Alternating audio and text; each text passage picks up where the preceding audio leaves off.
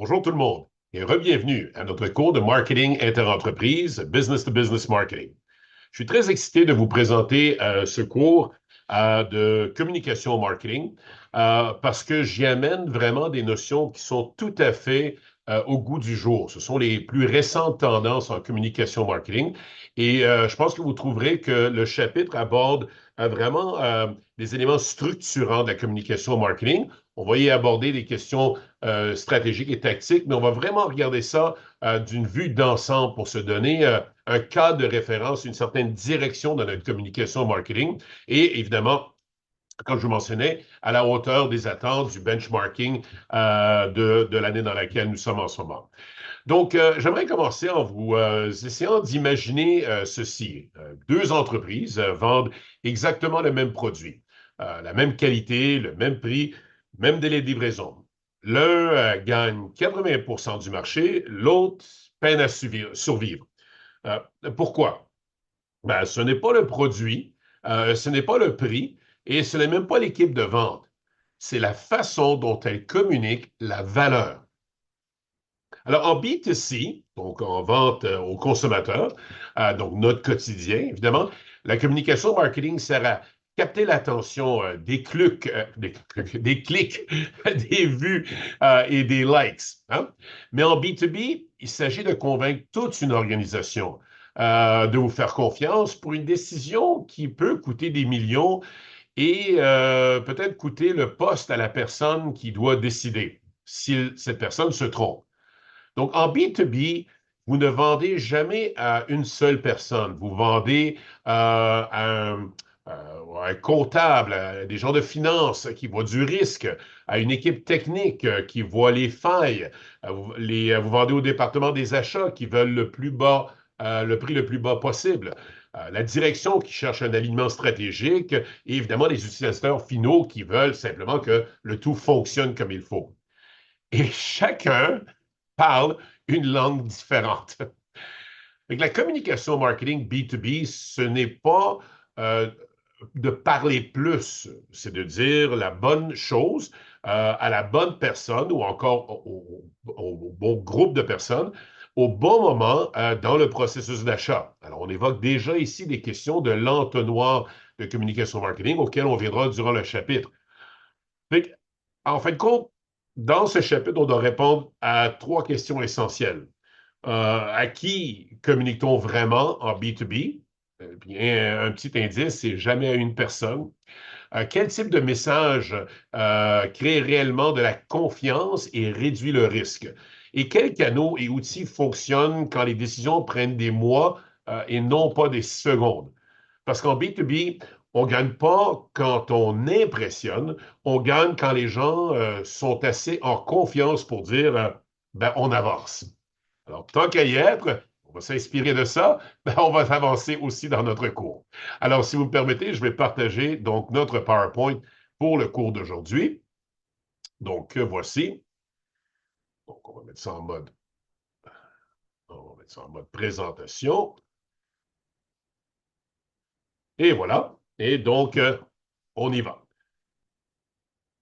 Donc, le chapitre d'aujourd'hui, essentiellement, donc mon objectif, évidemment, dans un premier temps, c'est de vous expliquer un peu les perturbations dans le marché en termes de la communication marketing. On a déjà vu que le marché est perturbé donc par la migration vers des plateformes numériques. Ben, il en est tout autant pour la communication marketing. On va aborder ces questions-là et quelles sont les actions donc que les entreprises doivent prendre dans ce sens.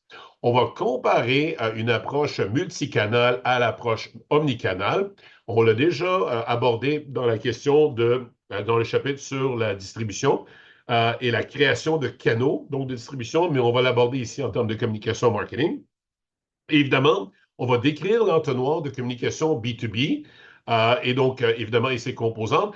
Et on va voir qu'en fin de compte, dans la communication B2B, on a un volet additionnel et on va voir aussi que dans ce qu'on appelle le count-based marketing, que cet entonnoir, ben, on le tourne à l'envers. Alors, allons-y, lançons-nous. Alors, dans un premier temps, je vous rappelle évidemment qu'à l'ère numérique, le Digital First Client, c'est que derrière chaque client B2B se cache à l'intérieur un client B2C. Ce sont des gens qui, la fin de semaine, recherchent de l'information et interagissent, que ce soit pour s'informer ou encore même pour acheter par des sites transactionnels sur le numérique. Ils attendent à de l'information qui est rapide, qui est transparente et sur laquelle ils peuvent agir.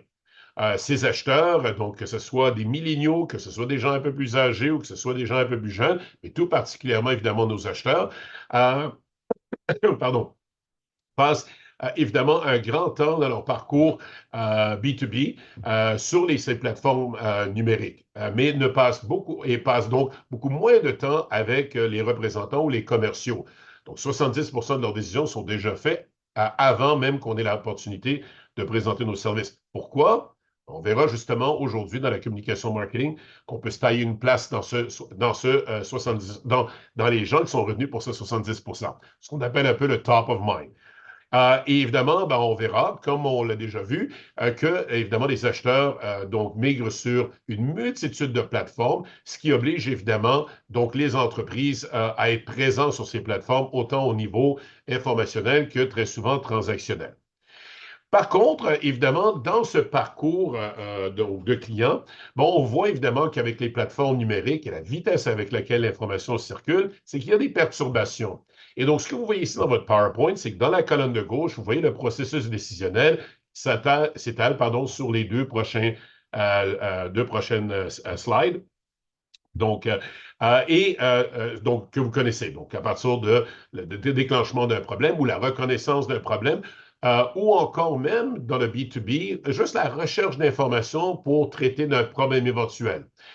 Et jusqu'au processus décisionnel, l'achat, évidemment, donc les décisions de racheter, puis évidemment peut-être de recommander. Donc, dans un premier temps, ce qu'on voit ici, c'est que cette démultiplication des canaux font en sorte que nos clients recherchent de l'information un peu partout. Et cette recherche d'information, donc cette explosion de sources numériques, exige évidemment que nous soyons présents sur tous ces réseaux, comme vous le voyez à droite, mais aussi que pour faciliter donc l'interaction de nos clients avec ces canaux, leur permettre d'aller chercher cette information rapidement, c'est important d'offrir des outils en ligne sur notre site web qui permettent aux clients donc de mesurer notre offre de service en fonction des différents attributs et le prix, et même jusqu'à largement de même pouvoir comparer peut-être avec d'autres fournisseurs. Donc, ces éléments-là, évidemment, ces moteurs de recherche sont très présents déjà en ligne. On a déjà vu qu'il y a un grand nombre de fournisseurs qui peuvent déjà donner cette information pour notre industrie aux clients acheteurs. Donc, il est important que s'ils ont déjà cette information par d'autres sources, qu'un minimum cette information soit disponible sur notre page et de façon surtout interactive, parce que c'est vraiment la nuance, elle est là. Les acheteurs, donc entre autres dans ce processus décisionnel, ce qu'on remarque, c'est que évidemment, les acheteurs sont rarement, les décideurs sont rarement les utilisateurs finaux. D'accord? Donc, il est important pour nous de comprendre que dans tout ce processus, qu'il y a un grand nombre de gens qui ont le pouvoir, qui n'ont pas le pouvoir de dire oui, mais qui ont peut-être le pouvoir de dire non. Alors, on s'attendrait évidemment que notre communication marketing s'adresse à l'ensemble de ces personnes, mais pas avec nécessairement un message qui est uniforme. Alors, on va voir évidemment que dans l'utilisation de nos produits, de nos services, que les clients exigent une plus grande coordination entre l'équipe de vente et l'équipe de service, tout comme on s'attendrait à une meilleure coordination entre l'équipe de marketing et l'équipe de vente. Donc, on ne peut pas opérer ici en silo. Les informations doivent transiger donc d'une fonction de l'entreprise à une autre pour s'assurer justement que le client ait un message uniforme et évidemment pour garantir la satisfaction du client, que ces informations soient interreliées pour que tout le monde sache quels sont les besoins de ce client.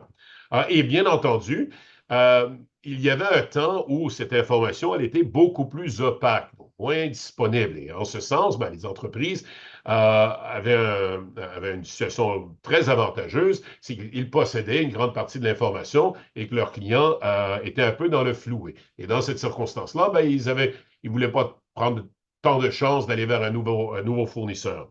Mais dans la situation actuelle, avec l'ensemble de l'information disponible en ligne, ben, les clients, évidemment, ils ont beaucoup de sources. Donc, déjà, ils ont beaucoup plus de connaissances à cause de tout ce qui est publié en ligne, mais aussi, ils ont beaucoup plus de fournisseurs donc, qui chassent ce client-là ou qui courent après ce client pour le desservir. Et en ce sens, bien évidemment, ça réduit le coût de changement que ces clients devraient payer. Donc, toute cette ambiguïté liée à changer donc, de fournisseur. D'où l'importance pour nous de maintenir un contact serré et continu avec ce client tout au long du processus et non juste particulièrement vers la fin. Donc, de voir évidemment s'il y a un nuage à l'horizon. Ça va?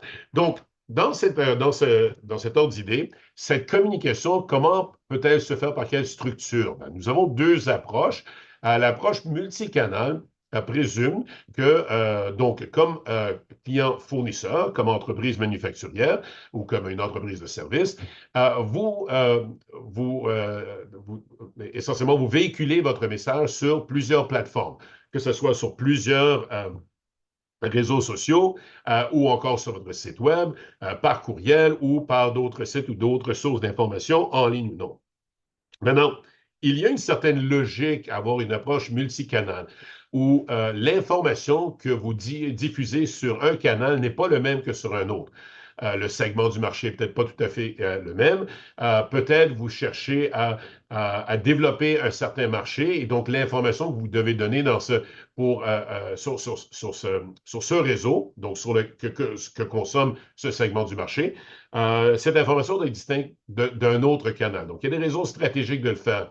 Mais ultimement, puisque nos clients ne sont pas nécessairement présents uniquement sur une plateforme, ben, ce que l'on gagne en adaptant notre communication uniquement sur ce canal et qui serait distinct de l'autre, on le perd dans la confusion que l'on crée pour un client qui retrouve une information sur une plateforme et une autre sur une autre plateforme. D'où l'importance d'avoir une approche omnicanale, c'est-à-dire d'avoir une cohérence entre toutes les plateformes informationnelles sur lesquelles ce message donc est promu.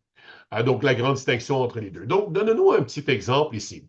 Présumons que vous êtes un fabricant d'équipements industriels. Alors, pour promouvoir votre service, pour attirer vos clients, vous diffusez une publicité sur LinkedIn, évidemment, pour travailler sur votre notoriété.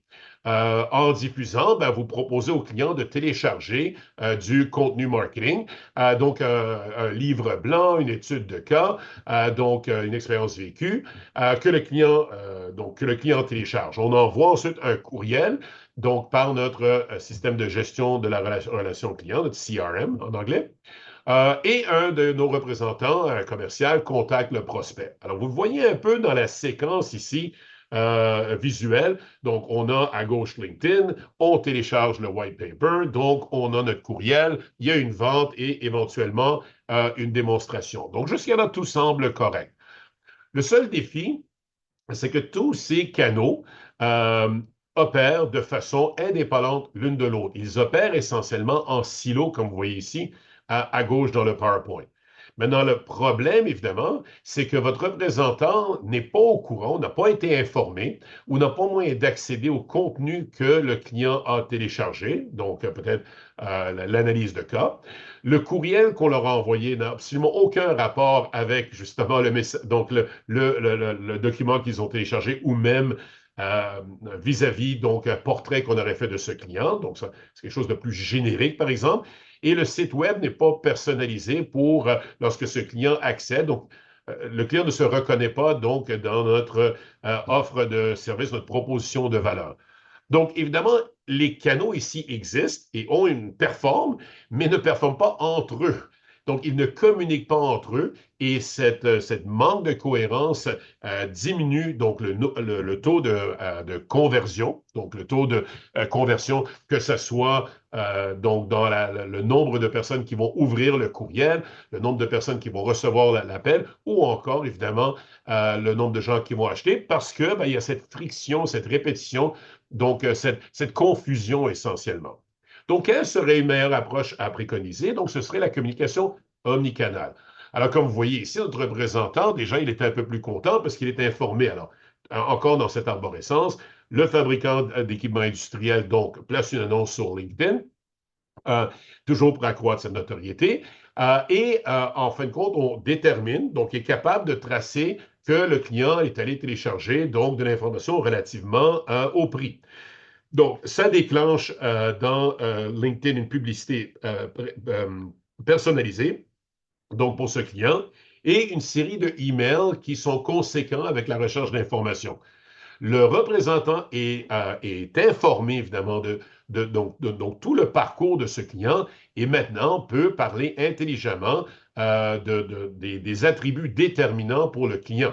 D'accord? Donc, ici, on voit que donc finalement, que ce n'est pas une question de canaux, parce que les autres canaux étaient présents, c'est vraiment comment ces canaux travaillent ensemble, comment ils proposent essentiellement un message unifié où tous les points sont contactés, qui renforce la proposition de valeur et qui, évidemment, espérons-le, mène à des transactions qui se concluent plus rapidement et à des valeurs plus élevées.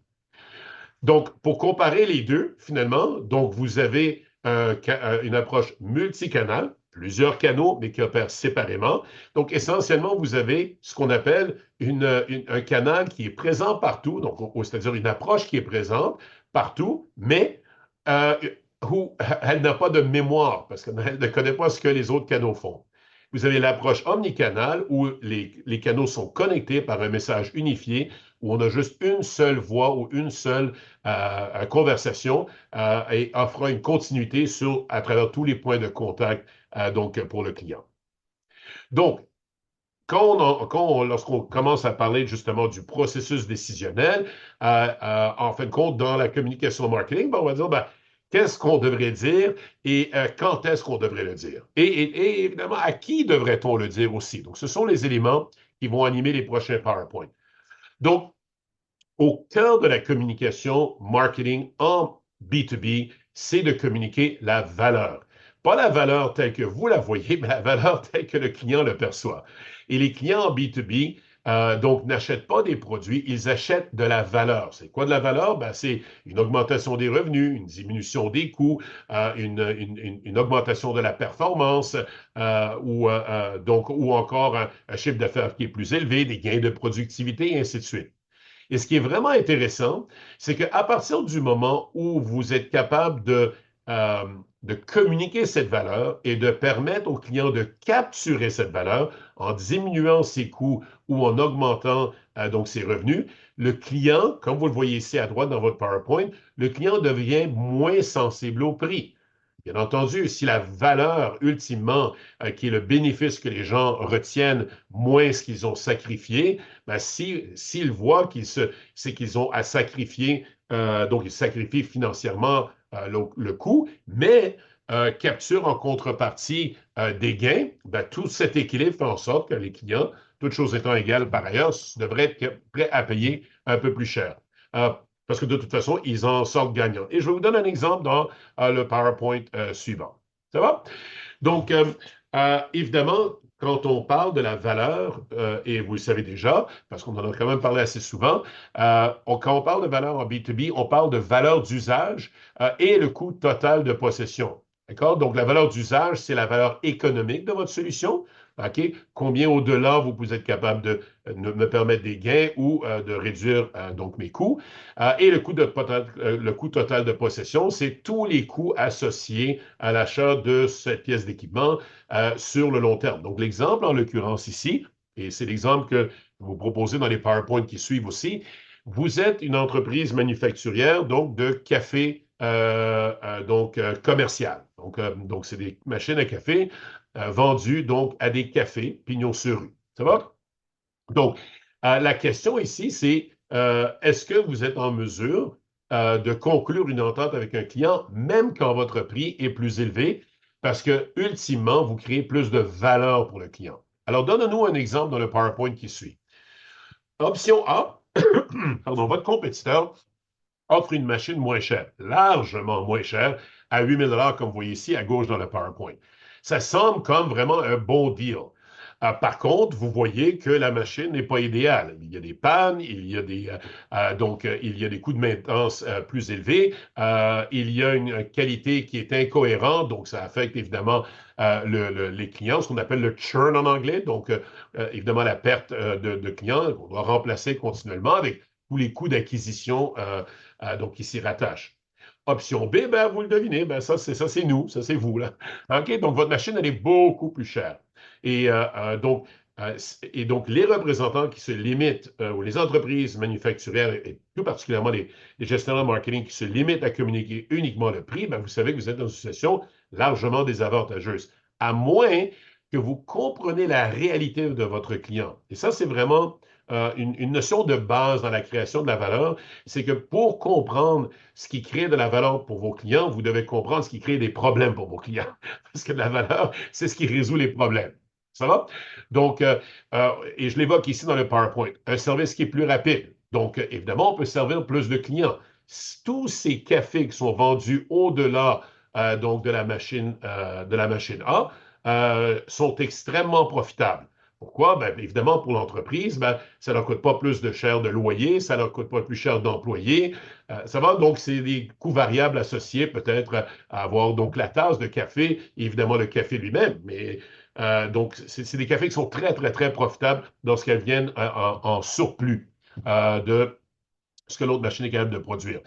La fiabilité veut dire que la machine, elle opère continuellement. Donc, on n'a jamais de ce qu'on appelle du downtime. Parce qu'une perte de temps, évidemment, lorsque la machine elle ne sert pas régulièrement, ben, non seulement on ne génère pas de revenus, mais là, on va être en bas, évidemment. Une qualité constante, ça veut dire que peu importe quand le client vient chez vous, ou vient, excusez-moi, vient chez votre client plutôt, euh, cette cliente, elle sait que la qualité du café sera toujours uniforme, peu importe l'heure à laquelle elle se présente.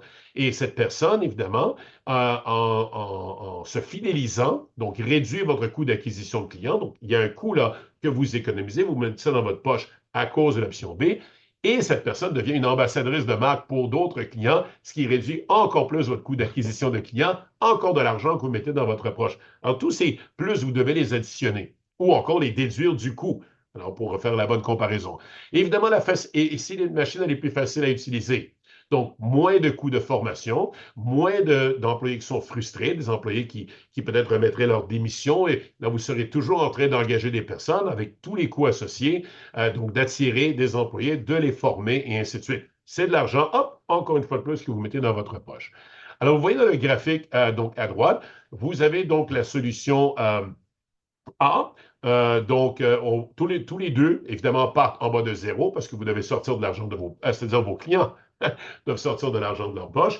Mais A, ça va vraiment dans le négatif parce que, évidemment, avec tous les coûts. Alors, même si la solution paraissait un peu moins, plus intéressante, donc, vous voyez où le point orange commence un petit peu bas, plus bas que le point bleu. Alors, on se dit, ah, ben, le point bleu, c'est moins cher. Ben, rapidement, on va voir que tous ces avantages contribuent finalement à une solution qui est plus rentable, qui est plus intéressante. Et ultimement, même si l'option A elle est moins chère, l'option B est moins chère à l'usage. Et éventuellement, vous avez un écart quand même très, très substantiel ici lorsque vous regardez donc à la cinquième année. Donc, si vous amortissez ce prix, donc cette machine à café sur cette période pour les deux machines.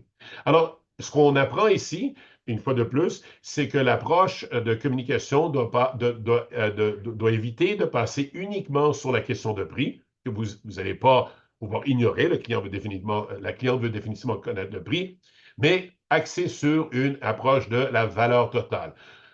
Et n'ayez pas peur de le faire. Votre cliente expérimentée, savent fort bien ce que ça veut dire donc une courbe d'apprentissage, tous ces coûts qui sont associés. Et en fin de compte, ça va démontrer à votre client à quel point vous connaissez son entreprise et son industrie. Donc, vous allez l'impressionner en ce sens aussi, et qui est d'ailleurs votre responsabilité de connaître les rouages de son entreprise pour bien comprendre ses problèmes, pour pouvoir créer justement cette valeur. Ça va? Alors, pour élaborer un plan de communication marketing efficace, bien entendu, on va toujours le faire avec notre entonnoir de communication, notre funnel en anglais. On va continuer avec notre exemple donc de notre machine Espresso pour garder une certaine constance ici dans notre vidéo d'aujourd'hui. Alors, on va commencer avec ce qu'on appelle donc le leadership éclairé en français, en anglais, le thought leadership. Donc, on va voir que ça semble être au-dessus donc du premier palier de awareness en anglais, qui est la notoriété. Donc, regardons un peu ce que ça veut dire, ça, le leadership éclairé ou encore le thought leadership, un concept clé, non seulement dans ce chapitre, mais pour ce cours de B2B cette session. Alors, le leadership éclairé, essentiellement, c'est de l'information que vous publiez, des points de vue qui sont uniques, qui sont originaux, des analyses qui sont pertinentes, qui regardent un petit peu le contexte actuel de l'industrie de votre client, qui regardent vers le futur, qui essaient de planifier ou de peut-être donner certaines prises de vue sur ce qui peut peut-être les attendre. Essentiellement, vous vous présentez, vous vous positionnez plutôt comme un expert pour cette industrie auquel les clients se réfèrent. Et en démontrant cette expertise, vous allez éviter complètement, excusez-moi, de vendre. Il n'est pas question ici de mettre en valeur votre produit, votre entreprise. Seulement votre expertise. Bien entendu, votre logo y sera, vos coordonnées y seront, mais vraiment, on essaie de publier de l'information qui essentiellement change un peu la conversation avec le client. Alors, en se positionnant comme un expert, on influence les clients, évidemment, à en apprendre un peu plus sur leurs problèmes et, ce qui est vraiment intéressant, d'influencer leurs critères de décision avant l'achat. Alors ça, c'est pas rien. Vous avez un client qui est parti, elle a débuté avec une liste de critères qu'elle pensait vraiment être essentiels pour l'achat de la machine à café, et tout d'un coup, suite à la lecture ou au visionnement donc du matériel que vous avez publié, elle se dit, oh, j'avais pas pensé à ça, j'avais pas pensé à ça, je suis vraiment content que bon, cette entreprise a partagé cette information si ouvertement, avec autant de transparence. Alors, une fois que sa décision de réduire le nombre de fournisseurs sera faite, pensez-vous que vous allez être dans le club? Ben, j'ose dire que oui, après tout, c'est vous qui l'avez aidé à le faire. Ça va? Donc, l'objectif ici, comme je le mentionne ici, c'est d'influencer, évidemment, de créer un climat de confiance, de vous rendre très crédible bien avant que les discussions commencent. D'accord? Au fur et à mesure que cette personne recherche de l'information. C'est vraiment une vision, une perspective vraiment authentique et innovatrice. Et vous avez tout genre de méthodes que vous pouvez mettre en place, que ce soit des rapports d'experts, du insight de votre direction, des webinaires, des analyses de cas, tous des outils tout à fait appropriés, d'accord, pour créer ce qu'on appelle ce thought leadership, ce leadership éclairé, qui va être vraiment ce qu'on appelle le top of funnel, donc au sommet de l'entonnoir, et qui va précéder essentiellement donc cette prise de conscience de la notoriété de votre entreprise. D'abord, donc, leadership éclairé, quelques exemples ici. Donc, ce que vous voyez à gauche n'est pas du leadership éclairé. Donc, vous ne vous positionnez pas ici comme un expert, vous vous positionnez comme un représentant d'une entreprise ou encore comme des gestionnaires en marketing qui vont chanter les louanges de leurs produits. Pendant que vous regardez à droite, on identifie des problèmes que vivent les gens et évidemment dans les documents ou dans les documents numériques ou papier ou encore d'autres tactiques en ligne, nous proposons des solutions, des idées innovatrices récoltées évidemment à travers l'industrie, donc en se positionnant comme un expert. Ça, c'est du leadership éclairé. C'est bon? Bon, quand on parle évidemment de communication marketing, en 2026, 2027 et les années à venir, on parle de contenu. Alors, bien entendu, le marketing numérique passe par le contenu. Google va répertorier donc des entreprises, des sites web qui produisent du contenu pertinent, original et le publie régulièrement, à un intervalle régulier. Donc, parlons un peu de ce contenu. Donc, contenu, on peut répartir en deux façons, le contenu de marque et le marketing de contenu. Deux concepts qui sont similaires, mais qui cherchent, qui ont quand même certaines nuances. Pendant que le contenu de marque est une approche vraiment affective, émotionnelle, où on essaie de toucher des cordes sensibles pour le client. Et à partir du moment où ce client, on essaie de créer une narration, une histoire essentiellement par des campagnes qui vont essayer de renforcer ses liens émotionnels avec ce client, c'est ce qu'on appelle du storytelling. Mais le marketing de contenu, lui, par contre, en revanche, est vraiment là pour communiquer des informations utiles, pour convertir les clients. Alors, si le contenu de marque pardon, est là pour travailler sur l'image de l'entreprise, ben, le marketing de contenu est là pour vraiment travailler sur la conversion. D'accord? Donc, pour de la conversion dans des actions. Euh, voilà. Donc, ce qu'on remarque, c'est que le marketing le marketing de marque et le marketing de contenu sont tous les deux vont se situer au sommet de l'entonnoir. Ça va? Mais elles remplissent des fonctions qui sont vraiment différentes. Si le contenu de marque vous rend mémorable, comme je le disais tout à l'heure, ben, le marketing de contenu vous rend crédible. Et ici, il y a une distinction qui est vraiment intéressante. C'est qu'en B2C, donc en business to consumer, la vente donc au consommateur, il est beaucoup plus probable, beaucoup plus présent par les entreprises de créer du contenu de marque, donc de raconter des histoires, du storytelling, caméra sur l'épaule, ou encore avec l'iPhone qui suit les employés puis marque un peu donc l'expérience que les gens vivent dans le café. Pendant que le marketing de contenu donc est vraiment là, pas tellement pour travailler sur la mémoire et de le faire de façon passive, mais va adresser un client qui est beaucoup, ou une cliente qui est beaucoup plus active dans son apprentissage. Ce qu'on va essayer de faire, c'est de gagner la confiance de cette personne-là. Ça va? Donc, en fin de compte, plutôt que de commencer avec le contenu de marque et suivre avec le marketing de contenu, on va inverser les deux en B2B. Donc, et la raison est relativement claire. Très souvent, les acheteurs en B2C, donc nous tous, on se laisse un peu embarquer, on fait des achats impulsifs, donc on va souvent agir premier, puis on va voir comment on se sent par rapport à ça après, pendant que les acheteurs B2B vont réfléchir avant et agir ensuite, parce que les enjeux sont quand même très importants. Fait que la question, c'est votre acheteur B2B, pensez-vous qu'il veut plutôt le marketing de marque ou le marketing de contenu? Donc, vous l'avez deviné, donc vous pouvez voir ici à gauche. Donc, en B2B, les acheteurs en B2B sont beaucoup plus rationnels. Le risque est plus élevé, le risque à leur entreprise, donc le risque à leur propre réputation. Généralement, les enjeux, comme je l'ai mentionné, les achats sont plus importants. Et évidemment, on a une multitude de personnes généralement impliquées dans le processus décisionnel. Et en ce sens, on va commencer donc avec le marketing de contenu et on va renforcer plus tard avec le contenu de marque. D'accord? Et donc, vous le voyez pour notre machine à café, on voit à droite ici qu'on a commencé avec le leadership d'opinion, ou plus précisément, ce qu'on appelle le thought leadership ou le leadership éclairé. Donc, c'est cette question de se positionner comme un expert. Et donc, les clients deviennent un peu très sensibles à ça. Ensuite, évidemment, on a du marketing de contenu. Donc, pour mentionner aux clients donc, les avantages de notre, en fin de compte, quelles sont les solutions qu'ils devraient rechercher. Et finalement, à fur et à mesure que les gens ont confiance avec nous, donc on continue avec donc, le contenu de marque pour notre machine à café. Donc, un exemple ici, ce qu'on appelle le top of funnel, je vous rappelle, c'est le haut de l'entonnoir.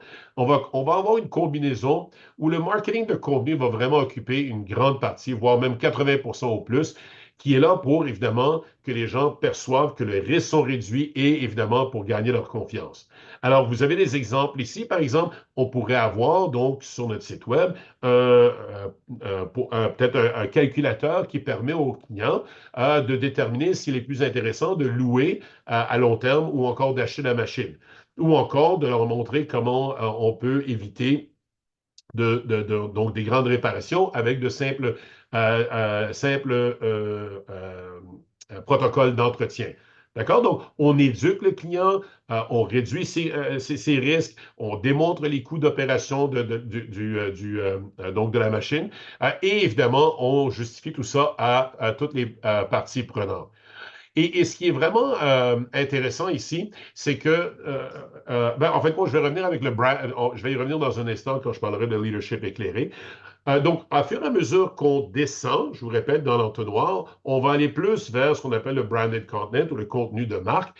Et ici, le focus, excusez-moi, c'est pas, pas traduit ici, je vais le réaliser, mais bon, c'est essentiellement qu'on se positionne évidemment comme des experts dans le marché, comme on le faisait en leadership éclairé, mais de façon un peu plus précise. Et ici, on va commencer à raconter des histoires. On va parler de nos clients, on va parler de l'expérience dans les cafés. On va dire pourquoi notre machine à café contribue à créer une expérience plaisante pour les utilisateurs. D'accord? On va parler de à quel point la machine a une grande utilisation, va bien fonctionner. On va peut-être développer des petits vidéos TikTok de comment utiliser la machine, les meilleures façons et quelles sont les expériences vécues avec les clients. Ce qu'on veut faire, c'est ces vidéos et tous ces efforts de communication, de storytelling, où on raconte des histoires, sont vraiment aspirationnels, c'est-à-dire que les gens aspirent à avoir cette réussite. Donc, on touche vraiment des cordes sensibles. On est vraiment dans le côté émotionnel pendant qu'on était tout à l'heure dans le côté plutôt logico-rationnel. Ça va? Alors, on commence avec, je vous répète, avec ce leadership d'opinion qui est spécifiquement le leadership éclairé. Et ce qui est vraiment intéressant ici, et je vais m'arrêter pour un instant, c'est, je mentionne souvent quand je parle de thought leadership, leadership éclairé, où une entreprise se positionne comme un expert, que j'évoque un peu l'exemple vous me rappellerez, vous souviendrez, peut-être je vous en ai parlé, c'est un peu le poisson lune, ce qu'on appelle en anglais le puffy fish. Hein, c'est le petit poisson qui est capable de se gonfler à beaucoup plus grand, à une taille beaucoup plus grande que sa taille originale. Euh, et c'est un vrai poisson, évidemment.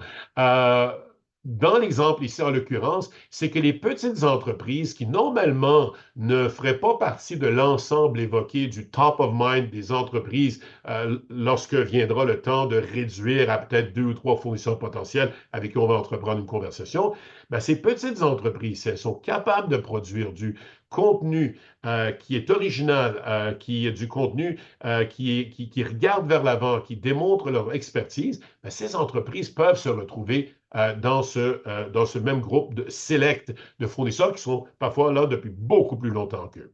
Ça va? Donc, une fois de plus, on commence dans cet entonnoir avec ce leadership éclairé. On progresse avec le marketing de contenu et à fur et à mesure qu'on descend, on a le contenu de marque, donc brandé de l'entreprise.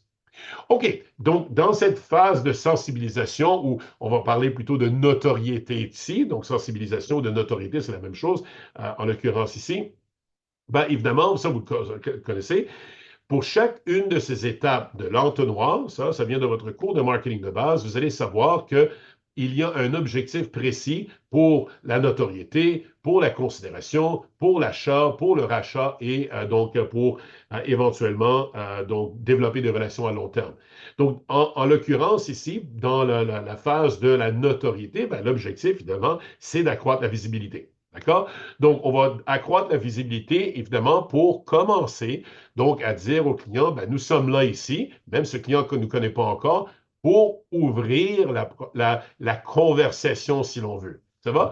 Dans cette phase de sensibilisation ou cette phase de notoriété, si vous voulez, le leadership éclairé, bien entendu, va précéder le marketing de contenu. Et c'est ici qu'on peut publier, évidemment, des blogs, des études de cas. On va continuer avec des white papers, des livres blancs, ce qu'on appelle en anglais.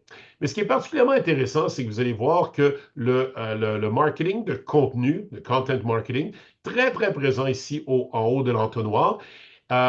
Et le thought leadership, qui est présent aussi, ou soit le leadership éclairé, donc cette expertise qui précède la notoriété dans l'entonnoir, prend toute son importance pour des décisions qui sont perçues par votre client comme très complexes et engageant le client à prendre beaucoup de risques. Et c'est ici que vous pouvez complètement vous démarquer des autres entreprises, très souvent d'entreprises qui sont beaucoup plus grandes que vous. D'abord, donc, dans cette phase de notoriété, donc, pour attirer cette clientèle-là, ben, vous avez tout genre de formules et on en examinera beaucoup plus lorsqu'on parlera de marketing numérique, donc dans notre prochain chapitre. Mais évidemment, vous pouvez utiliser des publicités à LinkedIn comme une entreprise manufacturière qui va cibler des responsables des opérations dans l'automobile. Donc, tout à fait possible de faire ça pour évidemment attirer leur attention. On peut aussi utiliser des webcasts, des webinaires ou des podcasts, donc pour attirer l'attention des clients. C'est sûr que des webcasts et podcasts, quelqu'un pourrait argumenter que c'est plutôt quelque chose qui serait dans la phase de considération. Alors, dans le sens où quelqu'un n'irait pas vers un webinaire ou un podcast s'il ne connaissent pas l'entreprise. Mais disons seulement qu'on va se situer entre les deux. C'est-à-dire qu'à tout de moins, c'est en haut. Donc, c'est des outils qu'on va utiliser vers le haut, le top of the funnel. OK? Donc, même si ça commence à s'approcher du milieu. Donc, c'est avant la conversion, évidemment. OK? À la conversion vers des ventes. Donc, très souvent, les gens qui vont prendre part à ces webinaires ou ces podcasts seront des gens qui ont une certaine prise de conscience de votre existence et qui veulent aller plus loin pour une problématique qu'ils connaissent déjà. Ça va? Mais qu'ils veulent évidemment régler. Un autre exemple, évidemment, de ça ici, c'est justement des publications ici où des gens seraient conscients des problèmes de violation de données, de bris de sécurité.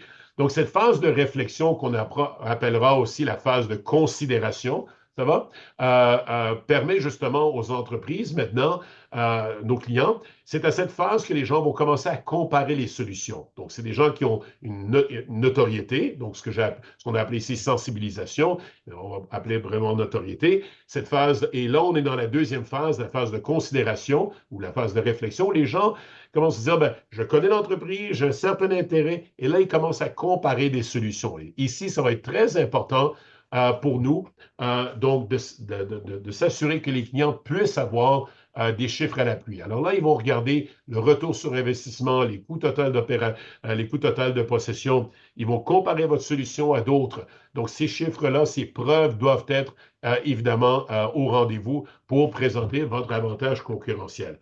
Une bonne façon dans cette phase, et je le répète, de réflexion, je vais peut-être changer ici phase de réflexion à phase de considération, c'est évidemment c'est ici qu'on va publier des témoignages de nos clients. C'est ici l'endroit idéal. Alors ça, c'est plutôt ici qu'au début.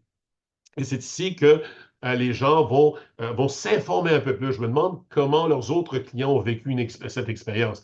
Et c'est ici qu'on va encourager nos clients à témoigner via nos différents portails numériques et le diffuser librement. Et évidemment, pour nos clients, il y a un intérêt, évidemment, parce que ça démontre que le client a trouvé une solution à sa problématique et que les choses vont bien. Donc, c'est tout à son honneur, évidemment. Donc, cette phase de considération, je continue ici. Donc, on a d'autres outils comme des campagnes par email. Donc, les emails, on les a parce si on a bien fait notre travail avec dans notre phase de notre entonnoir de communication. Déjà, il y a plusieurs personnes, plusieurs entreprises plutôt, qui nous ont offert, qui ont communiqué avec nous dans le leadership éclairé, la phase du leadership éclairé, pour se renseigner un petit peu sur notre expertise, hein, bien entendu. Euh, Clairement, à la phase de notoriété, on va essayer de capturer cette information. À la phase de considération, on devrait l'avoir, qui nous permet de nous bâtir cette base de données et ensuite de communiquer avec des courriels comme ici, quand un fournisseur de stockage envoie des analyses de cas, donc qui leur permet justement de démontrer comment leur logiciel est évidemment plus efficace.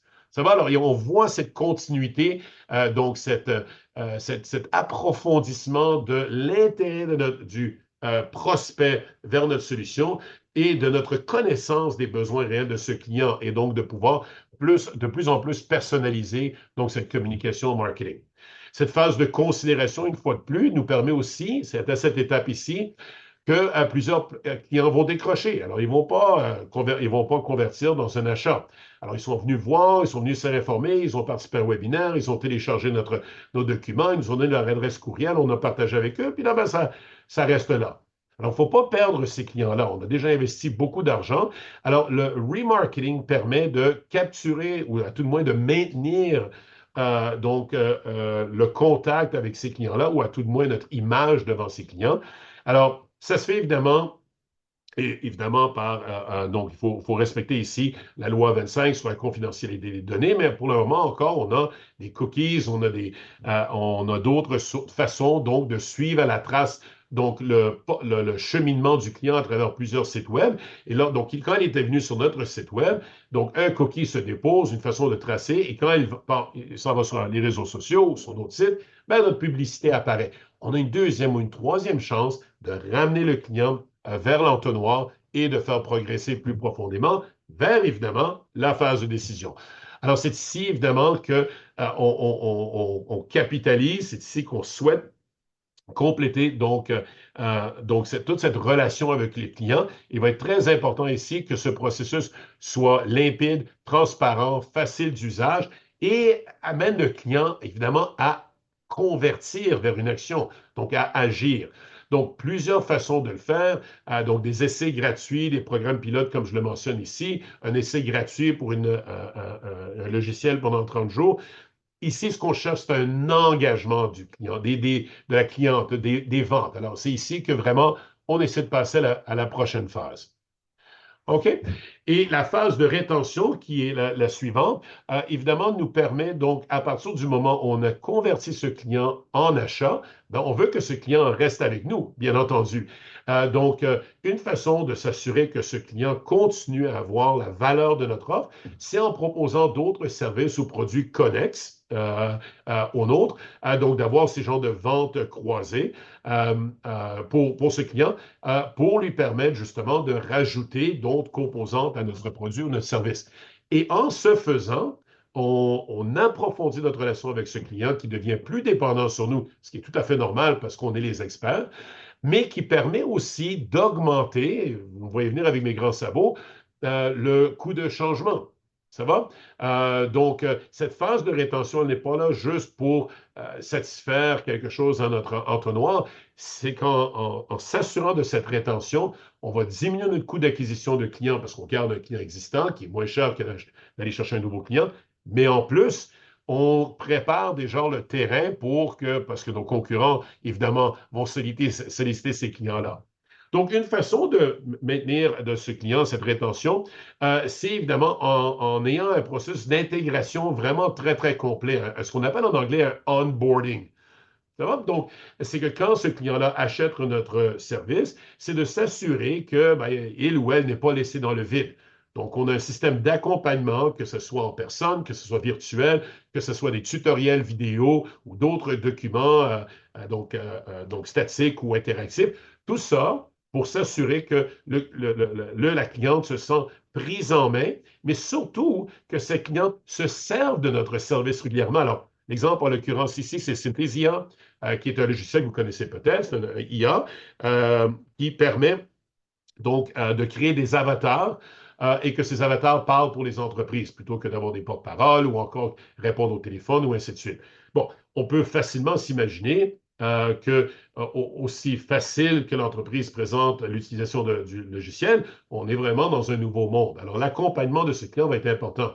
Et n'oubliez pas que comme service, ce service, évidemment, il est périssable à la fin du contrat. Alors, vous vous souviendrez, lorsqu'on a vu le chapitre sur le produit et les services, on veut que le client s'en serve régulièrement parce qu'à la fin du contrat, le ou la cliente qui sent que, bon, ben, ils ont acheté un service qui était beaucoup trop étoffé, vont réduire, évidemment, donc, ils vont réduire le niveau du service, donc en réduisant nos revenus, ou tout simplement pas renouveler. Donc, c'est important pour nous de s'assurer que le client se serve évidemment du logiciel régulièrement. OK? Pour terminer notre chapitre, je termine sur une notion qui est vraiment particulièrement importante et surtout importante dans des industries où il y a une grande consolidation, c'est-à-dire qu'il n'y a, vraiment pas énormément donc d'entreprises. Et cette stratégie s'appelle évidemment le account-based marketing, donc une approche marketing axée sur les comptes, et c'est vraiment essentiel en B2B pour la raison que je viens d'évoquer. Je prends juste un peu d'eau. Donc, on a déjà vu dans le chapitre sur la segmentation, on a déjà abordé ce concept-là, donc le marketing basé sur les comptes où essentiellement, plutôt que de cibler un grand marché, on identifie un petit groupe de clients, voire même juste un client, et que l'on développe une relation évidemment très profonde avec ce client-là et tous les services, avec avec les intervenants dans cette entreprise. Très important lorsqu'il y a juste peut-être un client dans votre industrie ou deux ou trois clients.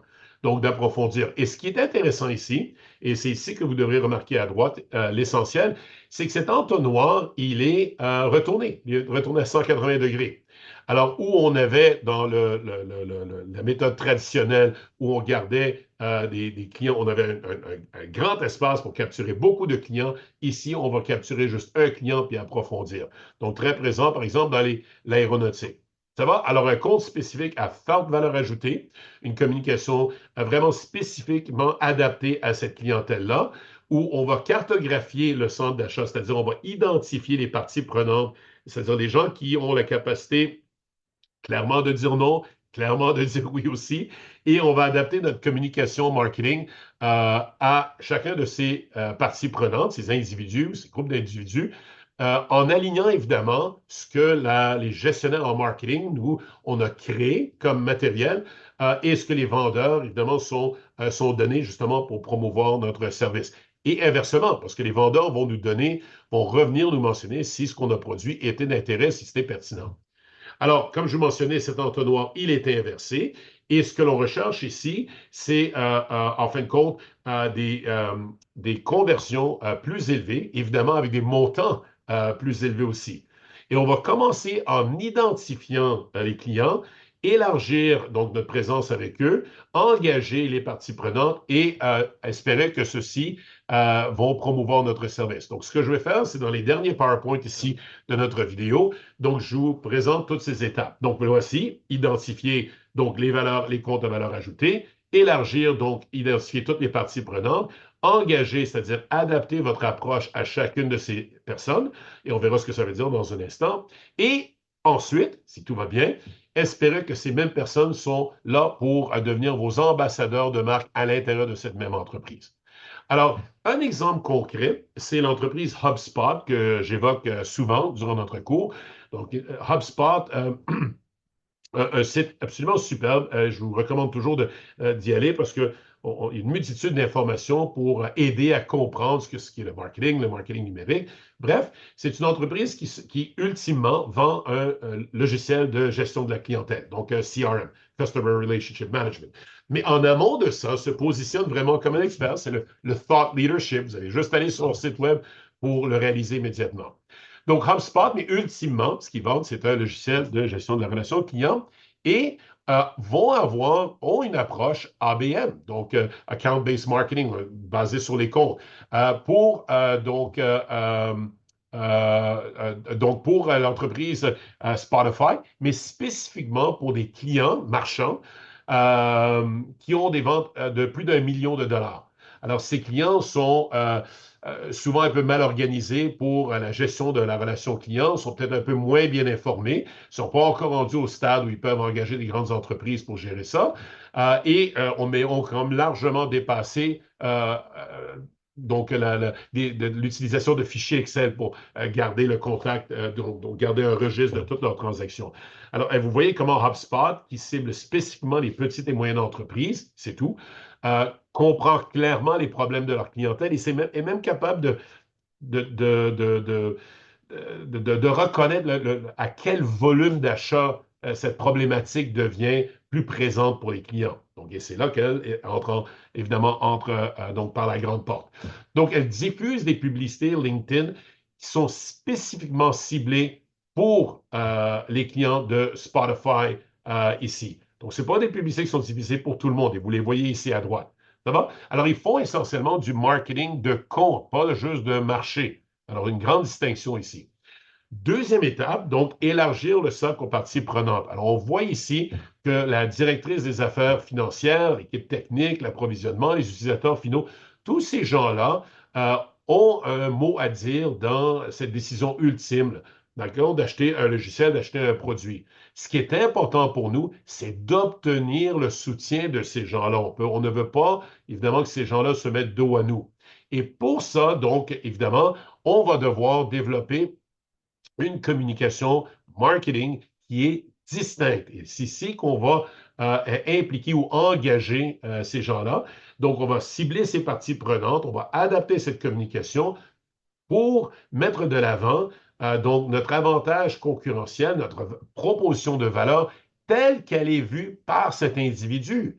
Alors, notre proposition de valeur peut être quelque chose de relativement générique de façon générale, mais ici, il doit être très spécifique. Donc, essentiellement, j'ai une proposition de valeur qui est distincte. Alors, pour les gens de finance comptabilité, ce sera le retour sur investissement et la réduction de coûts. Pour les utilisateurs, ce sera la facilité d'utiliser le produit.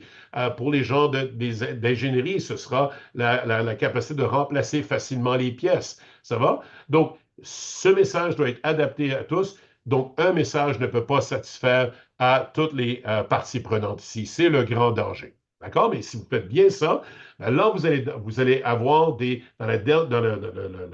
en fin de compte, la dernière étape ici, vous allez transformer ces mêmes gens en ambassadeurs de marque. Et ces gens-là vont maintenant être ceux et celles qui vont promouvoir donc votre produit, votre service à l'intérieur de leur organisation. Ça va? Essentiellement, votre client fait désormais votre travail. Alors, si tout va bien. Ça va? OK, alors si on réduit tout ça, si on met tout ça en perspective, ben on voit essentiellement que le parcours du client numérique est vraiment distinct de ce qu'il était auparavant. Et donc, il faut être présent sur cette multitude de plateformes, mais aussi de l'adapter en fonction de ses perturbations. On a vu évidemment que l'approche omnicanale a exigé donc une vue optimisée et uniforme à travers toutes ces plateformes pour éviter de la confusion au niveau du client et pour mettre de l'avant toujours notre avantage concurrentiel de façon limpide et claire. On a vu que dans notre processus décisionnel, dans notre entonnoir, donc cette question de leadership éclairé, de thought leadership précédait la notoriété, est très importante pour asseoir notre expertise et qu'après ça, ben, toutes les autres étapes, évidemment, dans l'entonnoir, exigent une action qui est distincte, que ce soit au top of funnel, donc au sommet donc, de l'entonnoir, donc le TOF ou le MOF, qui est le middle of funnel, qui est où il y a l'élément de considération et ultimement de conversion vers vers le bottom of funnel, le BOF, et la rétention et la fidélisation donc de clients. On a regardé aussi qu'à travers tout ça, on avait le marketing de contenu, le contenu de marque et toute cette question de comment créer de la valeur et comment on communique cette valeur pour les clients en fonction de leurs problématiques distinctes, donc au niveau tout autrement et spécifiquement pour le account-based marketing ou le marketing par compte ou axé sur les comptes. Ça va? Donc, le cadre de référence, il n'est pas très difficile ici. Évidemment, on parle bien entendu du bon message aux bonnes personnes, au bon moment et dans un canal où la mémoire, elle est présente de ce qu'on a fait dans les autres canaux et où ces canaux travaillent ensemble pour communiquer cette valeur ultime au client qui doit, bien entendu, c'est une des attentes de la communication marketing, générer des opportunités commerciales dans notre pipeline. Ça va? Alors, ben, je vous remercie beaucoup pour votre attention à ce chapitre, vraiment très, très intriguant. Et ben, je vous souhaite une bonne soirée et au plaisir d'une prochaine rencontre. Au revoir.